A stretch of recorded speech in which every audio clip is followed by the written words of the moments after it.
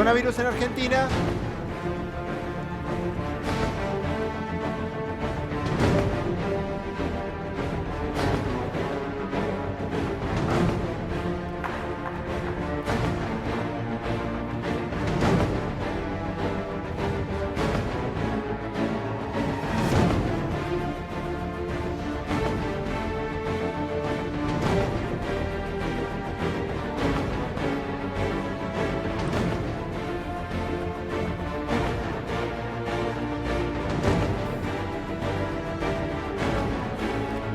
Rápidamente nos vamos a hablar con un infectólogo, con Tomás Orduna. Tomás, muy buen día.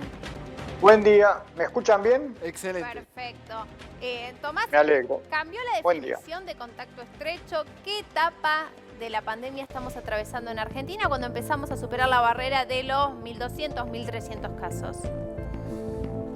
Sí, lo que se amplió desde el punto de vista de contacto es que el haber estado durante las 48 horas previas al inicio de síntomas del paciente al cual se le hace diagnóstico, ya lo coloca a uno como contacto estrecho, y eso tiene que ver con la contagiosidad potencial que tiene ese denominado periodo presintomático, que dura 24 o 48 horas y donde está confirmado que durante ese periodo hay emisión de virus. Por lo tanto, yo inadvertidamente estoy contagiando a alguien y pasado mañana, por ejemplo, desde hoy y mañana, yo tengo ese periodo presintomático y pasado mañana recién empiezo con fiebre, con trastornos olfatorios o dolor de garganta o lo que fuera, que dan, digamos, el cuadro clínico. Pero los 2 días previos yo ya estuve emitiendo por mis gotitas de saliva, en la tos o en un estornudo, o simplemente hablando o gritando o hablando en voz fuerte, yo puedo estar eliminando virus. Así que eso es lo que se amplió básicamente de manera genérica. Y con respecto a qué etapa estamos viviendo, bueno, tenemos un momento donde esta semana los números en 3 oportunidades de los últimos 7 días pasaron los 1.000 casos, ayer estuvieron más cerca de casi 1.400 casos.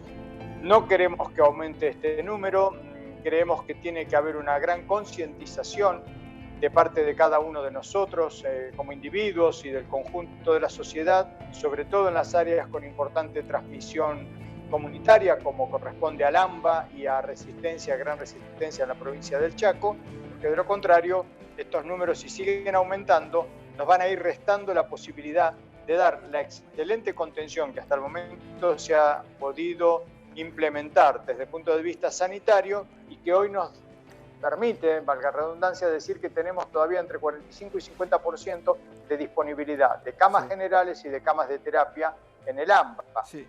No le digo que vamos a poder estar así todo el tiempo, probablemente sigamos ocupando en el devenir de las próximas semanas camas, pero la idea, esta es una idea muy concreta que uno debe tener en el imaginario, es sostener siempre una suerte de colchón de camas vacías en los dos lugares, tanto las generales y sobre todo, por supuesto, con respiradores disponibles, porque eso a usted le permite poder atajar circunstancialmente un brote que hubiese, por ejemplo, en algún barrio puntual y que demandara súbitamente más camas. Hay que tener siempre ese colchón de camas vacías.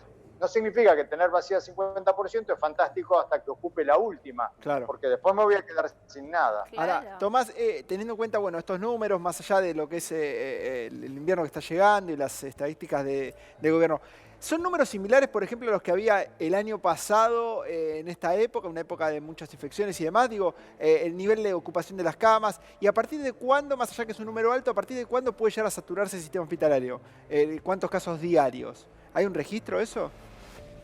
Eso es muy variable, porque una de las cosas que sí ha ocurrido con el aumento de casos de las últimas 2 o 3 semanas, si ustedes observan las curvas y los números, la cantidad de casos no va, por suerte, con el mismo aumento en la cantidad de fallecidos. Por supuesto, cada fallecido es una tragedia, como decimos siempre, pero el número de cantidad de casos, si bien aumentó, tuvimos 2 días, 24, 30 casos, la cantidad no vino en la misma curva ascendente que los casos generales, habida cuenta que en la incorporación en los últimos 30 días de muchas personas infectadas provenientes de los barrios vulnerables, nos ha dado ahí muchas personas jóvenes infectadas, aparte en esto del rastreo con el plan detectar, casa por casa, puerta por puerta, esa detección de mucha gente joven, que en definitiva aporta un caso más dentro de los contagiados, pero sabemos que probabilísticamente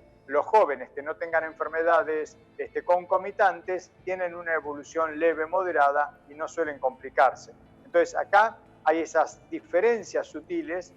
Entonces, ¿hasta cuándo, digamos, soporta el sistema sin completarse eso que yo les mencionaba, que no queremos que se ocupe el 100% de las camas, en absoluto? No hay un número exacto porque depende de cuál es el componente de grupo etario en la cantidad de casos. Pero indudablemente va a haber goteo en la medida que aumenten los casos, no es lo mismo 1.000, 1.500 o 2.000, sí o sí ahí va a aparecer goteo y va a ir habiendo ocupación de camas.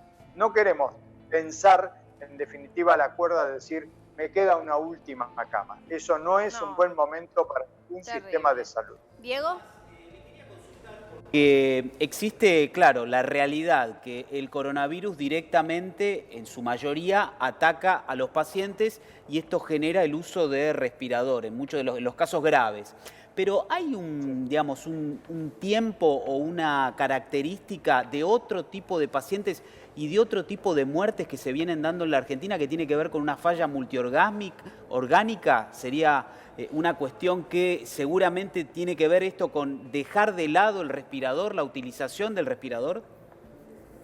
Sí, a ver, vamos a decir, ha habido alguna suerte de, yo diría, estamos más cerca de las fake news o noticias falsas cuando se ha visto circular en diferentes redes mensajes de colegas de diferentes partes del mundo diciendo que todo el uso de respiradores ha sido inadecuado, que no hacía falta. Bueno, todo eso es mentira.